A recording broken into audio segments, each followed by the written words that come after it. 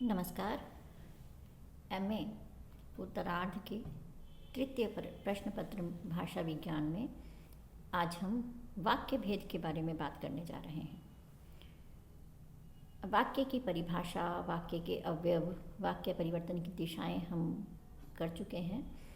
आज हम बात करने जा रहे हैं वाक्य भेद। वाक्य भेद अनेक आधारों पर किए जा सकते हैं, जिनमें से प्रमुख जो भेद है वो इस प्रकार है। सबसे पहले है रचना के आधार पर वाक्य भेद। रचना के आधार पर हम वाक्य को 3 भागों में बांटते हैं: सरल वाक्य, मिश्र वाक्य और संयुक्त वाक्य। सरल वाक्य, मिश्र वाक्य और संयुक्त वाक्य।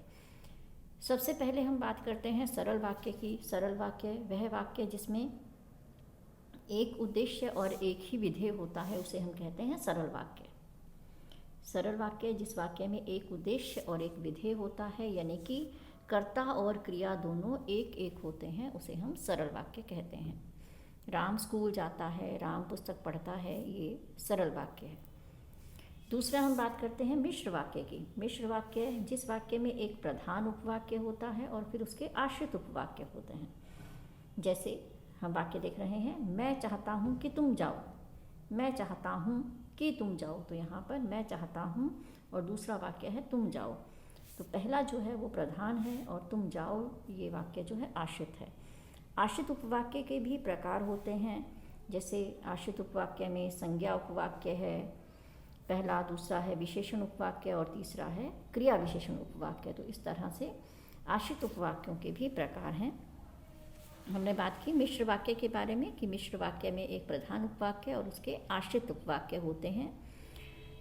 जो आश्रित उपवाक्य हैं उसके भी भेद हैं: संज्ञा उपवाक्य, विशेषण उपवाक्य और क्रिया विशेषण उपवाक्य। तीसरा हम बात करते हैं संयुक्त वाक्य की। तीसरा हम बात करते हैं संयुक्त वाक्य की।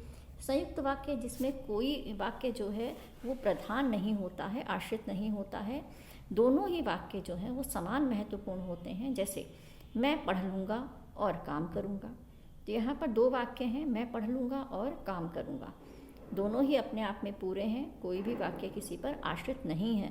तो इस तरह से संयुक्त वाक्य में दोनों वाक्य जो हैं वो इसमें दूसरे वाक्य को हम समानाधिकरण उपवाक्य कहते हैं और दोनों ही समान रूप से महत्वपूर्ण होते हैं।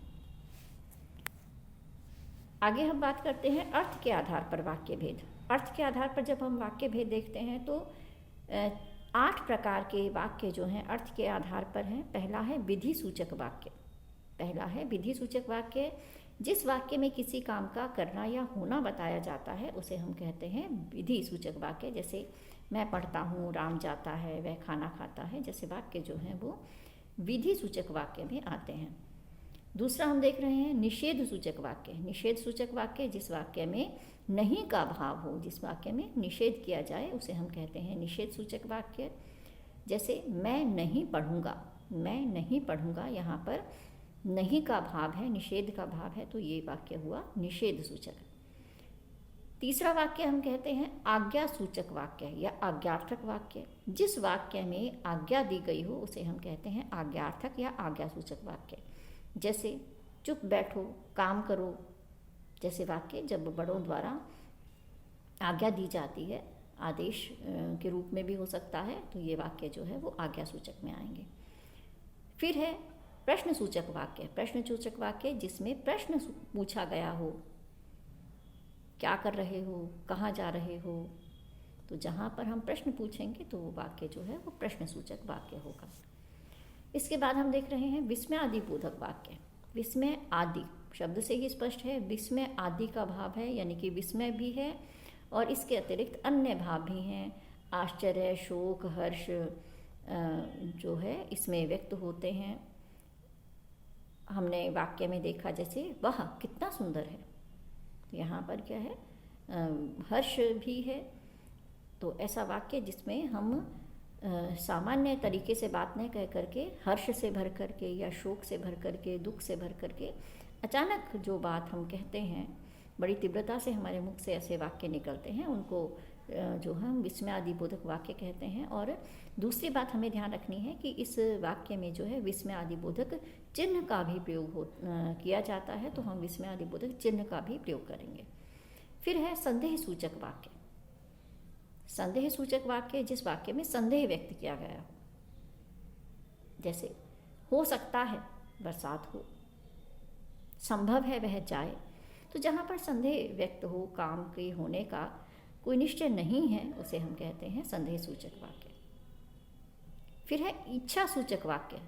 इच्छा सूचक वाक्य जिस वाक्य में इच्छा व्यक्त, कामना व्यक्त की गई हो, ईश्वर करे तुम्हें सफलता मिले, नव वर्ष मंगलमय हो ना, हम शुभ कामनाएं किसी को देते हैं। शाप वाली स्थिति भी होती है, लेकिन शुभ कामनाएं जैसे हम लिखेंगे तो ईश्वर करे तुम्हें सफलता मिले। इसमें भी हम ध्यान रखेंगे कि यहाँ पर भी इच्छा सूचक वाक्य में भी विस्मय आदि बोधक चिन्ह का ही प्रयोग किया जाता है। तो इस वाक्य के अंत में हम जो है, जो अभी हमने वाक्य देखा है, इसके अंत में भी हम विस्मय आदि बोधक ना, जहाँ पर एक आप देख रहे हो कि लाइन लगा करके नीचे एक बिंदु लगाया जाता है, उसे हम कहते हैं विस्मय आदि बोधक वाक्य। तो यहाँ पर हम विस्मय आदि बोधक का प्रयोग करते हैं। इस तरह से एक बिंदु लगा करके ये जो चिन्ह बनता है, इसे हम विस्मय आदि बोधक चिन्ह कहते हैं ना। जो हमने विस्मय आदि बोधक वाक्य में भी ये लगाया है, ये है विस्मय आदि बोधक चिन्ह। तो जहाँ पर आप इच्छा कामना सूचक वाक्य लिखते हैं, वहाँ पर भी हम इसी चिन्ह का प्रयोग करेंगे, ये हमें ध्यान रखना है। फिर है संकेतार्थक वाक्य। जिस वाक्य में एक क्रिया पर दूसरी क्रिया निर्भर हो, उसे हम कहते हैं संकेतार्थक वाक्य। जैसे यदि छात्रवृत्ति मिलेगी तो राम पढ़ेगा, यदि वर्षा अच्छी होगी तो फसल अच्छी होगी। तो ये वाक्य जो है वो कैसे है, संकेतार्थक वाक्य, जहाँ पर एक क्रिया पर दूसरी क्रिया निर्भर रहती है। तीसरा जो भेद वाक्य जो भाषा विज्ञान में दिया गया है, वो है क्रिया के आधार पर भेद। क्रिया के आधार पर दो भेद किए गए हैं, क्रिया युक्त वाक्य और क्रिया विहीन वाक्य।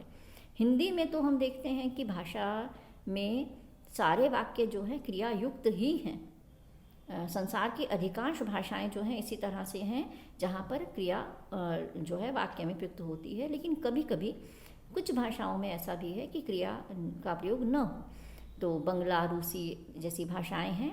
इसके अलावा जो है हम देखते हैं समाचार पत्र के जो शीर्षक होते हैं, उनमें भी क्रिया का प्रयोग नहीं होता है। विज्ञापनों में भी क्रिया विहीन वाक्य हमें दिखाई देते हैं, लोकोक्तियों में भी हम ऐसा देखते हैं।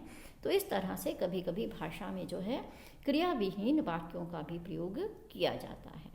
तो आज हमने बात की है वाक्य भेद के संबंध में।